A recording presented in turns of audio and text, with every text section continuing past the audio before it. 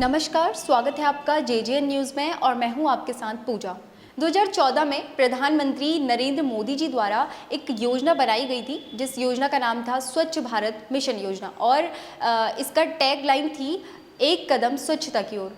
मैं आपको बता दूं इसके अंतर्गत जो था कि देश के कई नगरों में और कई ग्रामीण इलाकों में सार्वजनिक शौचालय बनाए गए थे और आज जेजेएन की टीम भी हल्द्वानी के जो शौचालय है वहाँ देखेगी किस तरीके की स्थिति जो है। और मैं आपको बता दूं कि बीते दिन भी जो हमारे कुमाऊं कमिश्नर है उन्होंने हल्द्वानी के निरीक्षण के दौरान एक बंद पड़े शौचालय को पिंक टॉयलेट में तब्दील करने का जो है निर्देश दिया था। तो आज भी जेजेएन की टीम हल्द्वानी की सड़कों पर उतरेगी और एक्चुअल में चीज़ें आपको दिखाएगी कैसी सार्वजनिक जो टॉयलेट्स हैं उनकी स्थिति है। तो चलिए चलते हैं और आपको भी हल्द्वानी के जो सार्वजनिक टॉयलेट्स हैं उनकी स्थिति दिखाते हैं।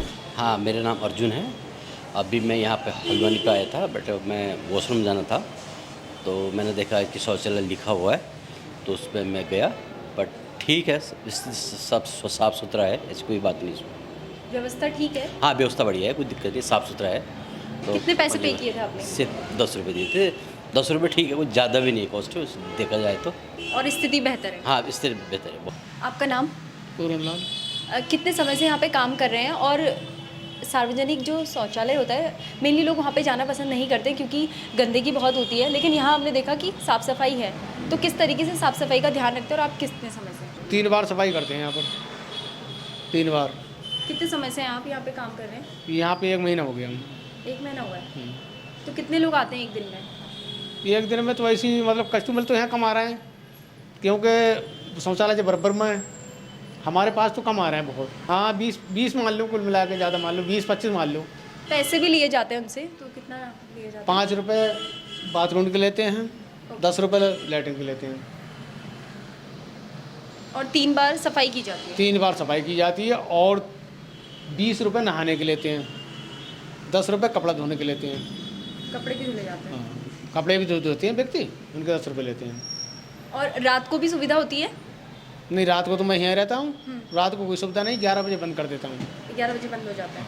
10 बजे 11 बजे। ऐसा है कि और शौचालय जितने हैं सार्वजनिक वो भी बंद हो जाते हैं? हाँ, सब बंद हो जाते हैं। रात को सुविधा नहीं होती? ना रात को सुविधा नहीं है। नमस्कार, नमस्कार मैम, आपका नाम? मेरा नाम कमल कुमार। कितने समय से आप यहाँ पे काम कर रहे हैं? ये गवर्नमेंट है या प्राइवेट है, पहले तो ये बताइए। नहीं मैम, ये एनजीओ है ये। एनजीओ के थ्रू है? हाँ। और कितने समय से आप काम कर रहे हैं? मुझे यहाँ 14 साल हो गए मैम। 14 साल से आप यहाँ पे काम कर रहे हैं? हाँ। पहले और अब में कितना परिवर्तन है 14 साल से अब तक में? पहले कितनी साफ़ सफाई थी और अभी तो हम देख ही रहे हैं कि साफ़ सफाई है। मैम, पहले भी मैं वैसी साफ़ सफाई रखता था और आज भी वैसे ही रखता हूँ। हालांकि ये कहा जाता है कि सार्वजनिक शौचालय जो है वहाँ पानी नहीं होता है और रात को सुविधा नहीं होती है, तो यहाँ पे सुविधा है। ये है हल्द्वानी के बीच में ही है, रोडवेज से थोड़ा सा आगे। मैम, यहाँ पे ये खुलता है सुबह 5 बजे और रात को 8 बजे बंद हो जाता है। अच्छा, रात को सुविधा अवेलेबल नहीं है? ना। और पानी हमेशा रहता है? हाँ मैम, पानी हमेशा रहता है। कभी कभी जैसे बरसातों में पानी चला जाता है तब दिक्कत होती है। और कितने पैसे लोगों से लिए जाते हैं और क्या उन पैसों से ही साफ़ सफाई का होता है या फिर कोई फंड आता है?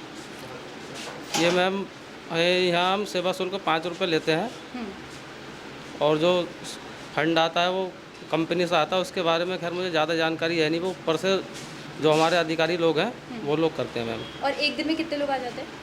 अब मैम, हर दिन किसी दिन 100 लोग भी आ जाते हैं, किसी दिन 150 भी आ जाते हैं। हर दिन एक जैसा नहीं होता है।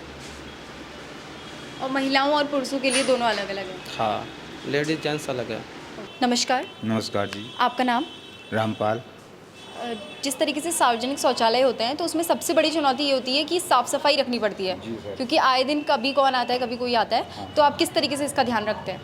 हम तो सर आपको दिख रहा है जैसी साफ सफाई रख रहे हैं ऐसी सफाई रखते हैं। कितनी साफ सफाई करते हैं?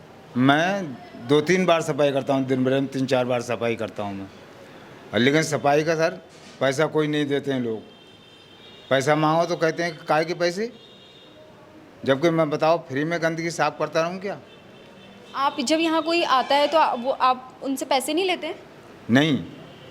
मेनली और शौचालय में जो भी सार्वजनिक शौचालय हैं 5 से 10 रुपये वहाँ लिए जाते हैं। हाँ, तो यहाँ क्यों नहीं? तो यहाँ पर समझ लो कि लैट्रिन करके कोई जाता है तो 10 रुपये दे जाता है, और पेशाब घर में तो जाता है कोई 1 पैसा नहीं देता है, और उसी में पेशाब करते हैं, उसी में थूकते हैं खड़े होकर।